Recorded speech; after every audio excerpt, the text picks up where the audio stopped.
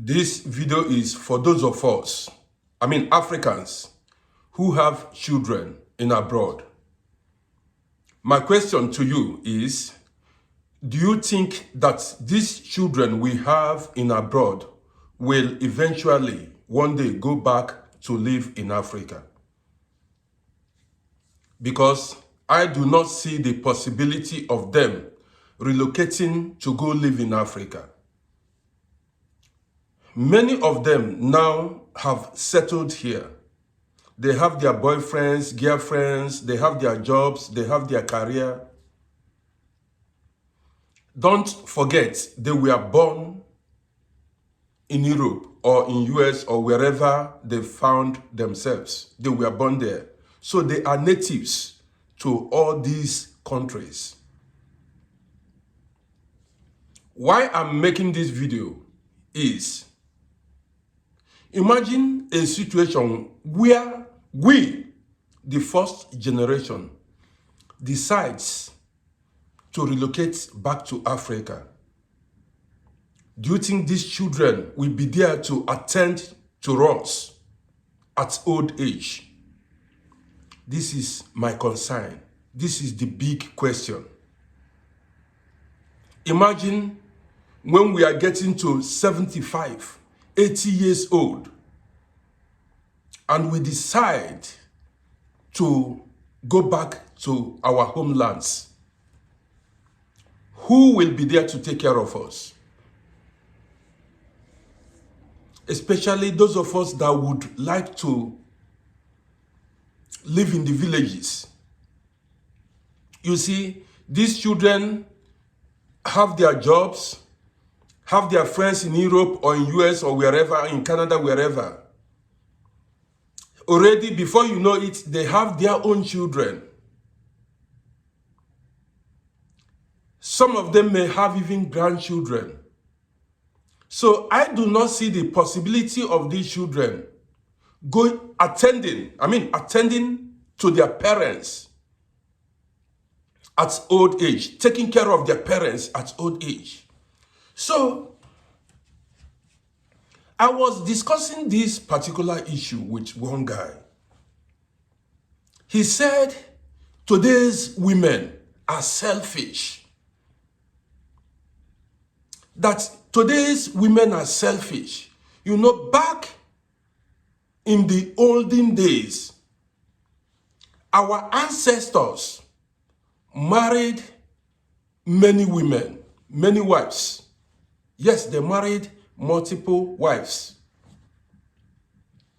They had reason why they married plenty women. Either because of external aggression, that is intertribal wars, or because they needed more children to farm on their farmlands, to cultivate on their farmlands. Yes, you know, something always, there is always a reason behind certain decisions that men take. So when this guy said that today's women are selfish, men,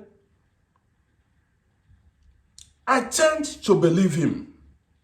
Because if I should go home now with my wife, let's say when we get to 60 years, 65 years, who will be there to take care of us? You discover then we are weak. We don't have much energy in us anymore. We need children around us to go message, to go fetch us water or whatever.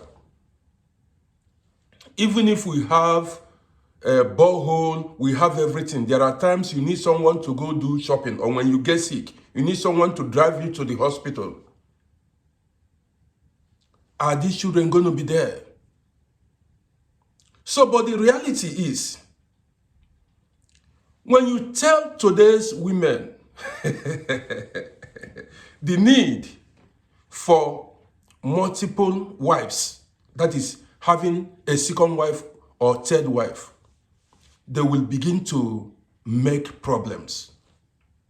they start making problems. They believe you want to betray them. That as they are getting old, you want to take a younger woman. But they do not know that it will be to their own benefit too.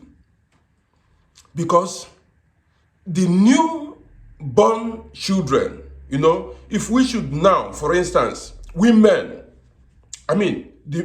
we men, not women, if the men should go, especially those of us that have been so long in abroad, if we should go to Africa and have another woman, make about 2-3 children, and those children will be required to grow in Africa, in our different countries, and then have African mentality and culture. It will be to our own benefit, even to the benefit of our wives. Because she will see someone to send a message. I will see someone to send a message. We will not be lonesome at old age. Because these children born in Europe, the chances of them relocating to take care of their parents in the village is very slim. It is very, I don't see the possibility. Like I told you, how it was in the olden days. I always cite my example from the Bible. When Abraham and Sarah saw that they could not beget the promised son, Isaac, Sarah, the wife of Abraham, called her husband, Naya Abraham. I beg, carry our housemaid, Hagar, the Egyptian maid, enter house. Carry Egyptian maid, enter house. Make our enemies no laugh us. Did you see that? Sarah wasn't selfish. Okay? She told the husband to go sleep with their housemaid, Hagar. That was how Abraham begat Ishmael. How many women of today can do that? You see, there is no need for any woman or man to be selfish. Think future. Now we are aging. I'm in my 50s, getting tired of Europe. But if we should relocate to Africa now, who is going to be there for us? But I pray that, because I know that there is nothing God cannot do. There are also children that might even go to Africa and decide to stay there. But if you should ask me, only 5% of the children born in abroad would want to live permanently in Africa. Only 5%. 95% would want to live in Europe, because 95% would want to live in the land of their birth. That is natural. So how are we preparing our old age? That is the question. Do you want to be stranded at old age? Do you want to be lonesome? Or alternatively, you will spend the rest of your life in Europe because you have nobody to take care of you at old age in Africa.